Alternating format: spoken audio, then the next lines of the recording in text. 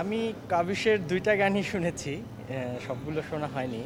তো ভালোই লেগেছে। আমি শুরু থেকে শুনেছি হচ্ছে শূন্য, ওদের ব্র্যান্ডের গান শুনেছিলাম। ওদেরটা খুব ভালো লেগেছে ওদের আসলে। খুবই ভালো লেগেছিল। ওদের গানগুলো আমার এমনিতেও পার্সোনালি খুব ভালো লাগে। আর অর্ণব অ্যান্ড ফ্রেন্ডস ওদেরটা শুনেছিলাম। হ্যাঁ। সো ওদের গানগুলো খুব ভালো লাগে। তার মধ্যে একটা হচ্ছে ও যে মানে না মানা। ওইটা এটাকে জাস্ট এমনি ও পুরোটা গায়নি। আচ্ছা। তো ওটা খুব ভালো ভালো লাগছে। আমার কাছে আসলে বাংলাদেশেরগুলো খুবই ভালো লেগেছে। ওরা খুব মানে এনার্জেটিক ছিল।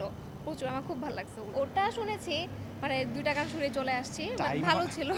ডিফারেন্স বলতে আসলে আমরা বাংলাদেশের গানগুলো বেশি শুনি তো পপুলার গানগুলো যেটা আমরা শুনি ওইটা শুনতেই ভালো লাগে। তো ওগুলা শোনা হয়েছে আর এখানে এসে আবার শোনাতে ভালো লাগলো। আর এইসব গান বেশি একটা শোনা হয়নি।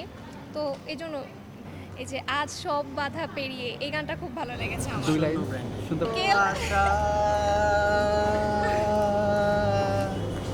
শত আশা এতটুকুই পারি। আমি পারি না। আমি বলব যে মাইকেল যে ছিল গিটারে ওর আমার খুব ভালো লাগছে। মানে ও কি সুন্দর গিটার করতেছিল নাচতেছিল না। না, কাবিশের আগে ওইরকম কোনো গান শোনা হয়নি। আমি মূলত এসেছি বাংলাদেশের ব্র্যান্ডের গানই শুনতে, শূন্যর, অর্ণব অ্যান্ড ফ্রেন্ডসের।